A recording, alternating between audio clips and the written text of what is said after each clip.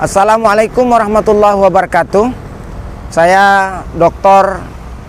Haji Nur Hasan MAG, dosen FKIP Universitas Sriwijaya yang mengajar pada mata kuliah Pendidikan Agama Islam. Saya ingin menjelaskan dan menyampaikan informasi tentang kerja saya dan yang saya lakukan sebagai seorang dosen di Universitas Sriwijaya. Ikuti saya.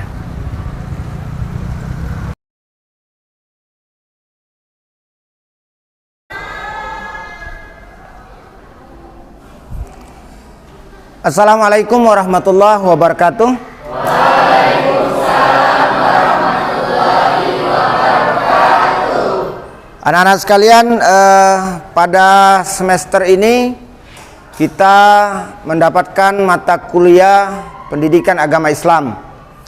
Di Universitas Sriwijaya ini ada 4 mata kuliah yang kategorinya adalah mata kuliah universitas. Ada bahasa Indonesia, ada Pancasila, ada agama, satu lagi apa? Kewarganegaraan, ya. Jadi 4 ini persis dikelola oleh unit UPT MPK. Nah, kita hari ini akan memulai perkuliahan kita di semester ini pada mata kuliah Pendidikan Agama Islam. Baik, mari kita mulai dengan basmalah. Bismillahirrahmanirrahim. Mengenal guru adalah bagian penting dalam ajaran agama. Karena dengan mengenal guru maka kita meyakini apa yang akan diberikan itu benar adanya. Dalam tradisi ilmu keislaman, para ulama mengajarkan kita untuk mengenal siapa guru kita dan mengingat. Maka bentuk itu adalah saya memperkenalkan diri supaya Anda tidak salah guru. Jangan-jangan saya guru silat, ya. Saya Dr. Haji Nur Hasan SAG MAG. Kemudian saya tinggal di daerah sekitar kampus Saka 3 Indralaya. Kalau pengalaman pendidikan, SD-nya saya di Saka 3, kemudian S1, S2 itu di UIN yang dulu IAIN Sunan Kalijaga Jogja, dan S3 terakhir di UIN Raden Patah Palembang. Mengenal identitas guru tentu ini bagian dari rantai pengajaran. Karena kalau dalam Islam itu kita harus tahu rantai-rantainya. Kalau dalam hadis disebut dengan sanad, saya dapatnya dari siapa. Itu beda dengan tradisi belajar umum. Maka oleh karena itu ini adalah bagian penting. Jangan sampai dulu yang ngajar saya nggak tahu, pokoknya bapaknya pakai kopiah gitu aja kan. Ini bingung namanya, nggak paham dengan guru, nggak bisa dipertanggungjawabkan. Di dunia akademik itu harus bisa dipertanggungjawabkan. Nah, anak-anak sekalian, deskripsi mata kuliah agama Islam. Yang pertama, mata kuliah pendidikan agama Islam ini adalah merupakan mata kuliah pengembangan kepribadian. Wajib ya diikuti oleh setiap mahasiswa. Fakultas apa saja, semua dapat. Pelaksanaannya berlangsung 16 kali dalam 1 semester. Bobotnya 2 SKS. Seumur kalian kuliah di Unsri, maka Anda hanya mendapat 2 SKS untuk pendidikan agama. Kalau ditanya kurang, pasti kurang. Tapi dalam konteks ini, pendidikan agama ini menjadi sebuah suplemen. Dia memberikan penyemangat kita untuk belajar lebih lanjut lagi pada kesempatan yang lain. Nah, yang ketiga, materi perkuliahan pada dasarnya ada 3. Pertama adalah bercerita ataupun membahas tentang akidah, keyakinan. Yang kedua adalah tentang syariah, aturan dalam Islam. Yang ketiga adalah akhlak, bagaimana moralitas seorang muslim dan muslimah. Lalu kemudian materi perkuliahan itu sebagaimana apa yang ada di di televisi ini, ya, di media pembelajaran kita ini, Itu yang pertama adalah mengenal baca tulis Al-Quran, lalu kemudian konsep ketuhanan dalam Islam, kemudian tentang Al-Quran, Sunnah dalam konteks hukum, sumber hukum Islam, kemudian kebudayaan Indonesia dalam konteks keislaman, kemudian juga ada fikih toharoh, ada implementasi syariah dalam kehidupan sehari-hari, ya, konsep akhlak, etika dan moral dalam Islam, iptek dan seni, fikih sholat, kemudian masyarakat madani tentang kerukunan umat beragama, terkait dengan hal yang lain, perekonomian Islam, kemudian isu-isu kontemporer tentang kebudayaan Islam, politik, dan yang terakhir adalah pengurusan jenazah.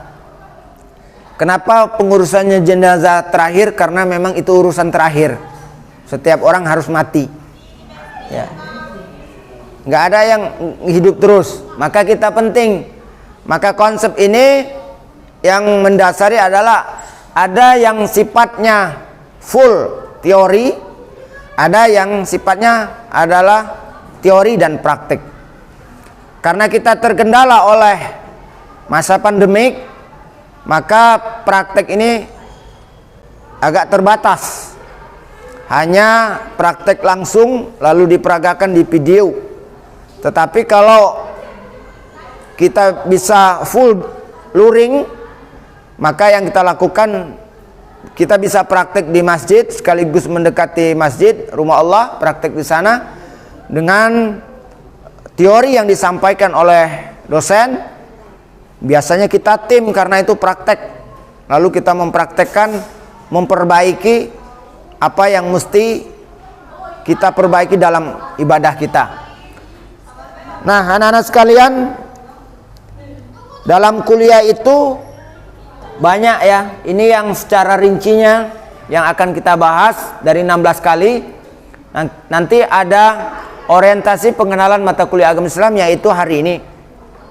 Kemudian di tengahnya ada UTS. Kemudian di akhirnya nanti ada ujian akhir semester. Nah, dalam kesempatan ini saya ingin mengajak kepada anak-anak sekalian, kenapa kita harus belajar agama. Dikatakan dalam hadis Rasul, man arada dunya fa'alaihi bil ilmi, wa man arada al akhirah fa'alaihi bil ilmi, wa man arada huma fa'alaihi bil ilmi. Siapa yang ingin sukses dunia, maka kuasailah ilmu. Siapa yang ingin sukses akhirat, maka kuasailah ilmu. Siapa yang ingin sukses dua-duanya, maka juga kuasai ilmu. Rasanya kita akan hidup di antara dua alam ini, baik alam dunia maupun alam akhirat. Karena keyakinan kita tidak hanya hidup di dunia saja.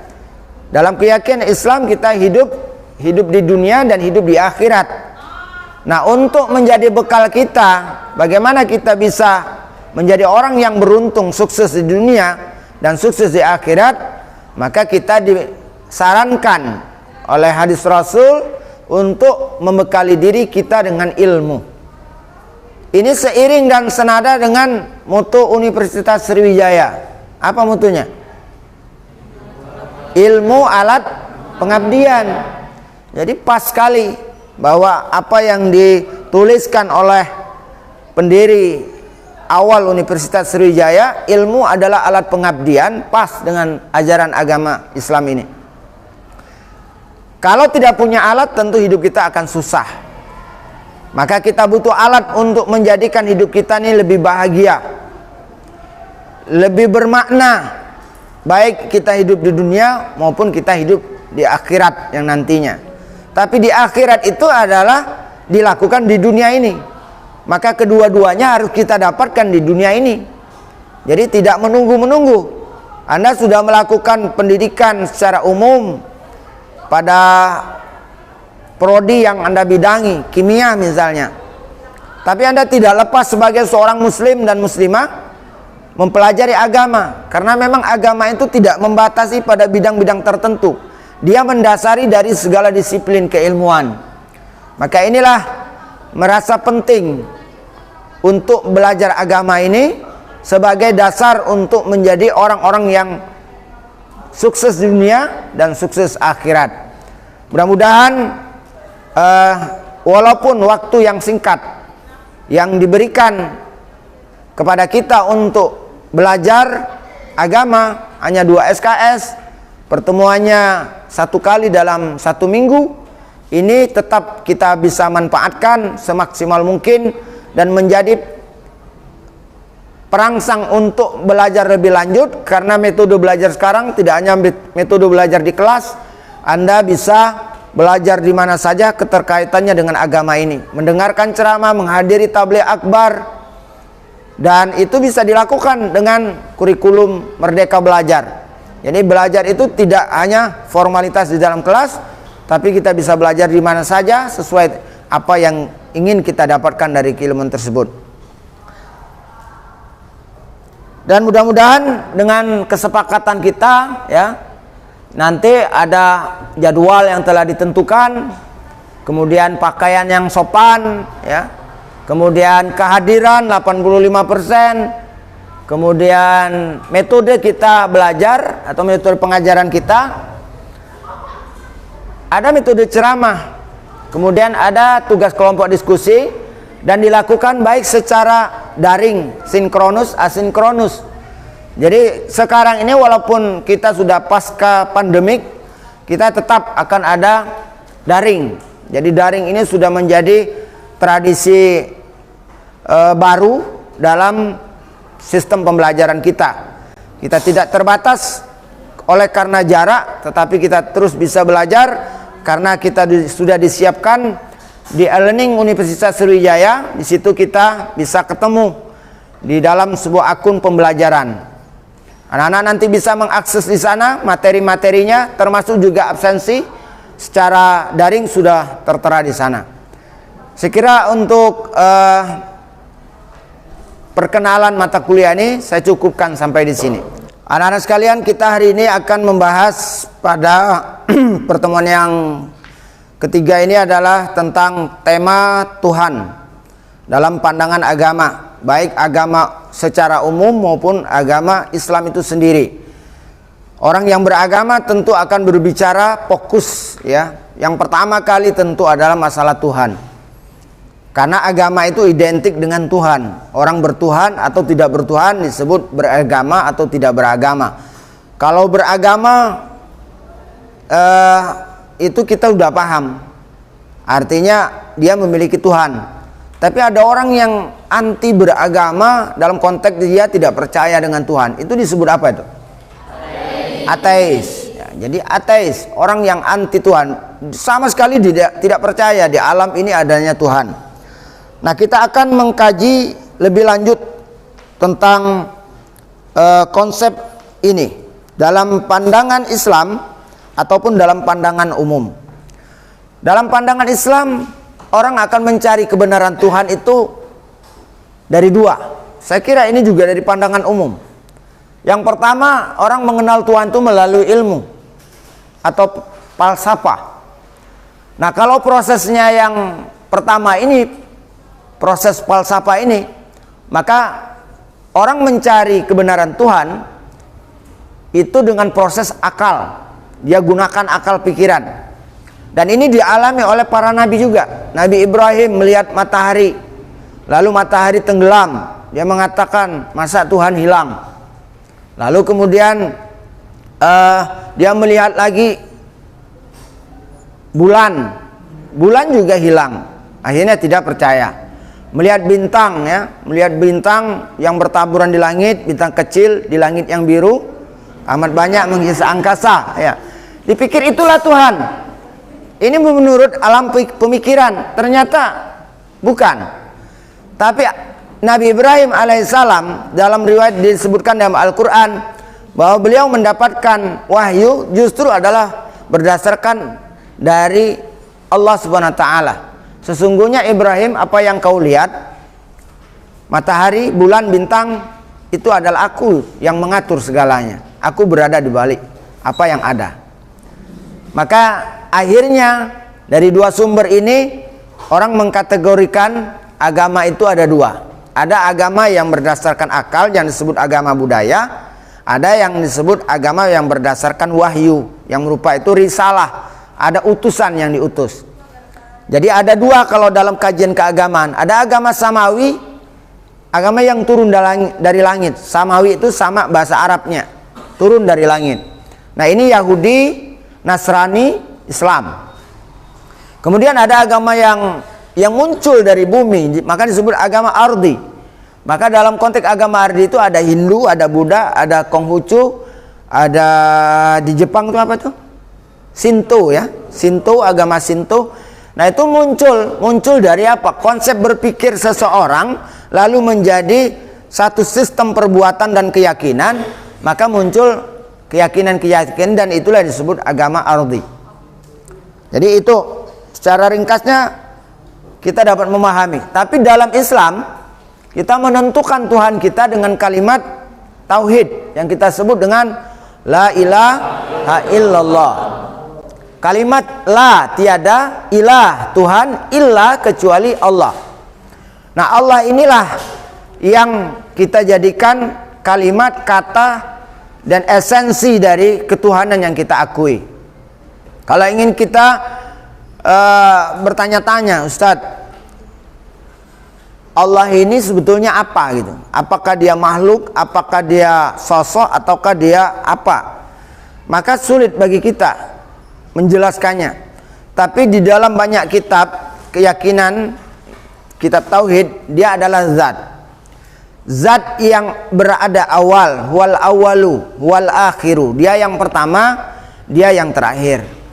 Wal qadimu, dia yang kekal. Maka ketika kita mengatakan Tuhan sebetulnya adalah realita yang berada jauh, besar, kuat dari kemampuan dan kekuatan kita. Orang-orang primitif mengatakan Tuhan itu adalah kekuatan besar gaib, kekuatan gaib yang sangat besar, magic power, ya, magic power. Jadi ketika dia melihat langit dengan petirnya, maka dia katakan Tuhan sedang marah. Jadi ini kepercayaan yang dilakukan manusia awal. Nanti ada prosesnya. Tapi kita menganggap Allah ini adalah nama yang kita ambil untuk kita sebut, dan hakikatnya adalah menguasai segala sesuatu. Di dalam Al-Quran disebutkan walillahil asmaul husna nad'una biha nas'aluka ya Allah.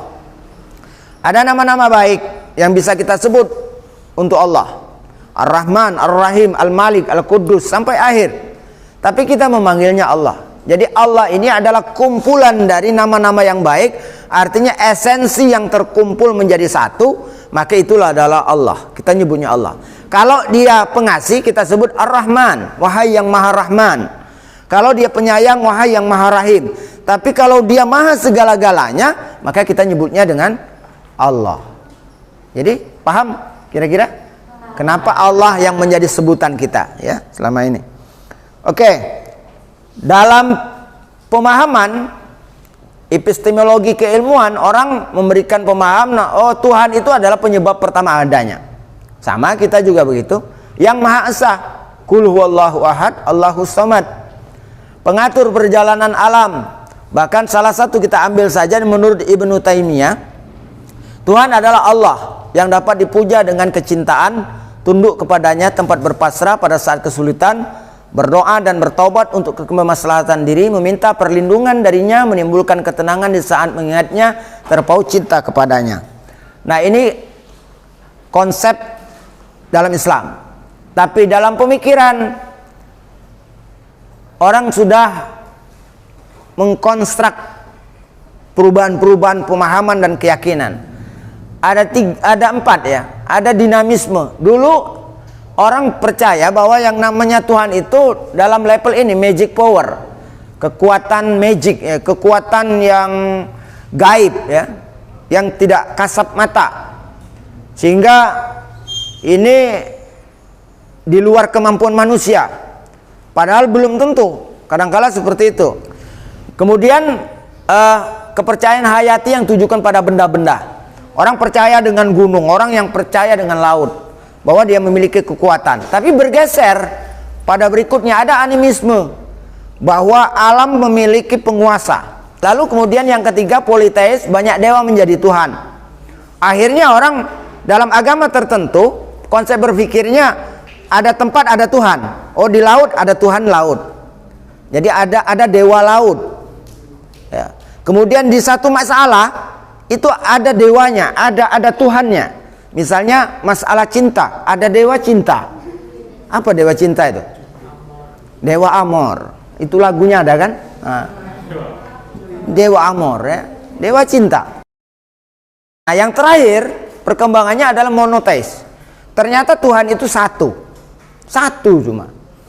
Tapi maknanya dalam konteks sejarah pemikiran Tuhan ini, Tuhan itu betul satu, cuma orang Islam nyebutnya Allah, Yahudi nyebutnya Yahweh, Kristen nyebutnya Yesus, Buddha nyebutnya Sang Hyang Widi. Jadi macam-macam, tapi yang disebut itu satu. Jadi kita sudah pada level yang terakhir kesimpulan pemikiran. Nah, sekira itu, dan manusia ini bertuhan karena manusia ini butuh akan Tuhan. Dalam diri manusia ini sudah ada potensi ketuhanan. Tetapi yang perlu kita pahami dalam hal ini adalah manusia ini bertuhan dalam rangka mencari pembimbing hidup. Karena manusia ini adalah makhluk yang dua dimensi pilihan, bisa baik, bisa buruk. Nah, untuk menuju pada kebaikan itu perlu bimbingan. Maka bimbingan inilah adalah yang disebut bimbingan agama. Agama ini adalah sumbernya adalah Tuhan, dan Tuhan akan memberikan bimbingan terhadap umat manusia ini menuju jalan yang benar. Berbeda dengan malaikat. Kalau malaikat dia pasti masuk surga karena dia adalah programnya adalah kebaikan. Kalau manusia boleh jadi manusia bisa baik, boleh jadi manusia bisa jahat. Ada surga, ada neraka. Maka untuk menuju surganya Allah, dan Allah memberikan pilihan kepada manusia dan jin, maka kita diberikannya petunjuk. Siapa yang mau ngikut petunjuk ini, dia akan masuk kepada kelompok orang-orang yang baik, ke surganya Allah. Tapi kalau tidak ngikut petunjuk ini, dia akan masuk neraka. Mudah-mudahan kita selalu beriman dan berkeyakinan bahwa Tuhan ini akan membimbing kita kepada jalan yang benar. Amin, Allahumma amin. Ada pertanyaan sampai sini? Oke, silakan. Nih, duluan. Baik, assalamualaikum warahmatullahi wabarakatuh. Waalaikumsalam warahmatullahi wabarakatuh. Perkenalkan, nama saya Suan Nur Cinuli. Jadi dari materi yang telah diberikan, saya ingin bertanya, mengapa kita manusia harus bertuhan, dan apa yang terjadi jika manusia tak bertuhan? Terima kasih. Anak-anak sekalian, ini pertanyaan bagus ya. Pertanyaan mahasiswa, levelnya mahasiswa. Jadi kalau mengapa, kenapa itu pertanyaan mahasiswa. Boleh nggak kita meragukan dari keyakinan? Itu boleh dalam konteks kita belajar. Jadi kalau kita, mengapa kita harus bertuhan tadi kan? Kalau tidak bertuhan, ada apa? Ya. Pertama, manusia ini pasti bertuhan. Saya sudah sampaikan tadi bahwa manusia ini adalah makhluk yang bertuhan. Dalam potensi diri manusia itu ada Tuhan sudah. Ketika kita mau dilahirkan, di Al-Quran disebutkan, Allah menyaksikan, kata Allah, siapakah aku? Maka manusia menjawab, engkau adalah Tuhanku. Maka saat itu Allah baru menciptakan. Allah menciptakan manusia dengan meniupkan ruh. Nah, artinya kehidupan kita ini adalah bagian dari ruhnya Tuhan. Maka itu sebetulnya kita akan kembali kepada Tuhan. Dalam konteks ajaran agama kita sebut dengan inna lillahi wa inna ilaihi raji'un. Kita ini adalah dari Allah dan akan kembali kepada Allah. Maka tidak ada kekuatan hidup kita ini. Kalau sudah kita meyakini bahwa kita ini adalah dari Allah, milik Allah, dan akan kembali kepada Allah. Berapa banyak orang yang tidak percaya itu, tapi ketika melihat kenyataan, lagi asik-asik, lagi kemudian bahagia dengan pasangannya, tapi ketika Allah menghendaki, saya akan mengambil apa yang sudah saya titipkan dalam hal ini ruh, maka orang itu akan selesai. Berarti tidak ada daya upaya manusia kecuali Allah Subhanahu wa taala. Saya kira itu cukup ya. Ada lagi pertanyaan berikut? Ya, assalamualaikum warahmatullahi wabarakatuh. Waalaikumsalam warahmatullahi wabarakatuh. Perkenalkan, nama saya Muhammad Hafid Al-Abid. Jadi di materi kita tentang ketuhanan ini, Hafid ingin bertanya, Pak, bagaimana pembuktian bahwa Tuhan itu, Allah Subhanahu wa taala itu ada dan menguasai kita, seperti itu, Pak. Sekian, terima kasih. Oke, baik, terima kasih. Jadi Abid juga kayaknya ragu nih tekan adanya Tuhan. Pertanyaannya. Ya. Ya. Tapi inilah tempat yang pas untuk mengkaji itu. Belajar agama tidak boleh tidak punya guru. Kalau tidak punya guru maka setan akan menjadi gurunya. Maka itu perlu guru belajar agama. Tidak boleh kita hanya otodidak lalu memikirkan sendiri. Pertanyaan bagus. Bagaimana cara membuktikan bahwa Tuhan itu ada?